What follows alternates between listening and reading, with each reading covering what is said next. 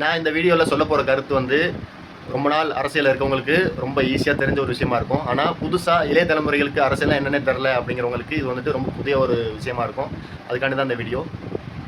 நம்ம தமிழ்நாட்டில் என்னென்ன கட்சி இருக்குது, என்னென்ன அரசியல் கட்சிகள் இருக்குதுன்னு கேட்டோம் அப்படின்னா எல்லாருமே சொல்லக்கூடிய ஒரு 4 கட்சி பேர் என்னவா இருக்கும் அப்படின்னா டிஎம்கே, ஏடிஎம்கே, டிவிகே, என்டிகே. அதாவது திராவிட முன்னேற்ற கழகம், அனைத்து இந்திய அண்ணா திராவிட முன்னேற்ற கழகம், நாம் தமிழர் கட்சி, தமிழக வெற்றி கழகம் அப்படின்னு ஒரு 4 கட்சி எல்லாருக்குமே தெரியும். இது தவிர பல பொலிட்டிக் பார்ட்டி இருக்குது. ஆனாலும் வந்துட்டு அதை பெருசாக யாரும் பேசுறது கிடையாது. இந்த 4 கட்சிகள் தான் வந்துட்டு எல்லாருக்குமே தெரிஞ்ச ஒரு விஷயமா இருக்கும். இதுலேயுமே வந்துட்டு இப்போ ரீசெண்டாக வந்த 2 கட்சிகள் என்னென்னு பார்த்தோம்னா நாம் தமிழர் கட்சியும் தமிழக வெற்றி கழகம் தான். இதோட ஆரிஜினேஷன் என்ன அப்படிங்கிறது மோஸ்ட்லி எல்லாருக்குமே தெரிஞ்சிருக்கும். ஆனால் இந்த திராவிட முன்னேற்ற கழகம், அண்ணா திராவிட முன்னேற்ற கழகத்தில் காமனாக இருக்கிற ஒரு வார்த்தை என்ன அப்படின்னு பார்த்தீங்கன்னா வந்துட்டு திராவிட முன்னேற்ற கழகம், அந்த டிஎம்கே அப்படிங்கிறது வந்துட்டு ஒரு காமனான பாயிண்டாக இருக்குது. அதுலேயுமே வந்துட்டு திராவிடம் அப்படிங்கிறது வந்துட்டு ரொம்பவே பர்டிகுலராக காமனாக இருக்கிற ஒரு வேர்டாக இருக்குது. ஸோ இதை நான் வந்துட்டு யோசிச்சு பார்க்கும்போது, இப்போதைக்கு நடக்கிற பாலிட்டிக் விஷயங்களை யோசிச்சு பார்க்கும்போது இந்த திராவிடம்ங்கிற விஷயத்தையும் எல்லாருமே பேசுகிறாங்க. திராவிட மாடலுங்கிறாங்க. இது என்ன, திராவிடம்னா என்ன அப்படிங்கிறத போய் படிக்கும்போது நான் தெரிஞ்சுக்கிட்ட விஷயத்தை தான் இந்த வீடியோவில் பேச போகிறேன். வாழ்க வளமுடன். நான் பிரபாகரன். இந்த வீடியோவில் திராவிடம்னா என்ன, டிஎம்கே ஏடிஎம்கேவோட ஆரிஜினேஷன் என்ன அப்படிங்கிறத ரொம்ப ஷார்ட்டாக பார்க்க போகிறோம். ஸோ திராவிடம் அப்படின்னா என்ன அப்படின்னு சொல்கிறாங்கன்னா, இது சவுத் பார்ட் ஆஃப் இந்தியா அப்படிங்கிறத வந்துட்டு சொல்கிறாங்க. அதாவது விந்திய ஹிமாச்சல அப்படின்னு நம்மளோட தேசிய கீதத்தில் வரும். அந்த விந்திய பகுதியோட சவுத் பார்ட்டு தான் வந்துட்டு திராவிடம் அப்படிங்கிறாங்க. திராவிடர்களோட மொழி பேச்சு என்னவா இருக்குது அப்படின்னா தமிழ், மலையாளம், கன்னடா, தெலுங்கு, அப்புறம் துளு, இந்த 5 லாங்குவேஜ் பேசுகிற இந்த குரூப் ஆஃப் பீப்புள் தான் வந்துட்டு அவங்க திராவிடம்னு சொல்கிறாங்க. இந்த திராவிடம் அப்படிங்கிறது வந்துட்டு ஆக்சுவலாக பேசிக் எதுலேருந்து வருது அப்படின்னா ஒரு சான்ஸ்கிரிட் வேர்டு. இது வந்துட்டு திராவிடா அப்படிங்கிற ஒரு சான்ஸ்கிரிட் வேர்ட்லேருந்து வந்தது தான் திராவிடம் அப்படிங்கிறாங்க.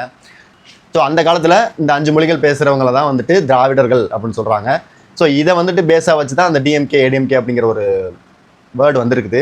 இதுதான் திராவிடம் அப்படிங்கிற வேர்டோட ஒரு ஆரிஜினேஷன், இதுதான் அதுக்கான மீனிங் அப்படிங்கிறத நம்ம பார்த்துட்டோம். ஸோ இப்போ டிஎம்கே எப்படி உருவாச்சு, ஏடிஎம்கே எப்படி உருவாச்சு அப்படிங்கிறத பார்ப்போம். ஃபஸ்ட்டு 1944 பெரியார் திராவிடர் கழகம் அப்படிங்கிற ஒரு கட்சியை வந்துட்டு வச்சிருக்கிறார். இவர் வந்துட்டு எங்கே இருந்தார் அப்படின்னா இண்டிபெண்டன்ஸ்க்குலாம் முன்னாடியே வந்துட்டு இந்தியாவில் இந்தியன் காங்கிரஸ் அப்படிங்கிற ஒரு கட்சியில் இருந்துச்சு. அதுலேருந்து ஒரு மெம்பர் தான் வந்துட்டு பெரியார். இப்போ பெரியார் வந்துட்டு அதுலேருந்து கருத்து வேறுபாடுகள், அவரோட கொள்கையை முன்ன வைக்கிற மாதிரி அவர் என்ன பண்ணாருன்னா திராவிடர் கழகம் அப்படின்னு ஒரு கட்சி 1944 உருவாக்குறாரு. இதில் வந்துட்டு நமக்கு தெரிஞ்ச அண்ணாலாம் வந்துட்டு ஒரு மெம்பராக இருந்திருக்கிறார்.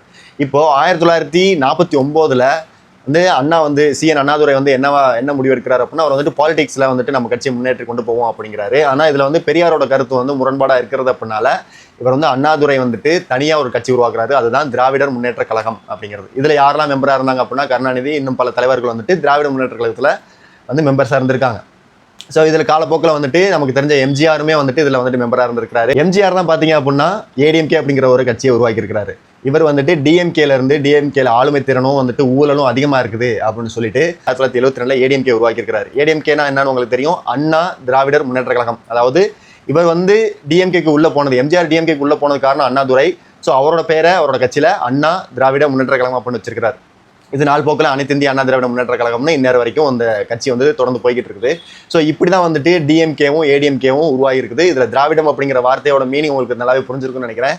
ஸோ இது எனக்கு வந்த ஒரு கேள்வினால, எனக்கு ஒரு சந்தேகத்தினால இந்த விஷயத்தை பற்றி நான் பேசணும் அப்படின்னு நினச்சேன்.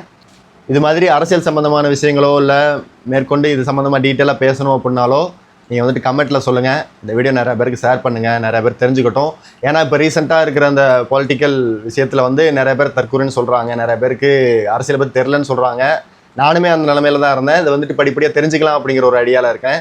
இதனால் நான் எந்த பொலிட்டிக் பார்ட்டிக்கு சப்போர்ட் பண்ணுறேன் அப்படிங்கிற எந்த ஒரு நாட்டமும் கிடையாது எனக்கு நான் எப்போதுமே என்னோட தொகுதியில் யார் எனக்கு நல்லது செய்வாங்களோ அவங்களுக்கு தான் நான் என்னோட ஓட்டை கொடுக்க போகிறேன். அதே மாதிரி தான் நீங்கள் எல்லாருமே இருக்கணும். ஸோ இந்த வீடியோவை இவ்வளோ நேரம் தொடர்ந்து பார்த்ததுக்கு நன்றி. மீண்டும் சந்திப்போம். வாழ்க வளமுடன்.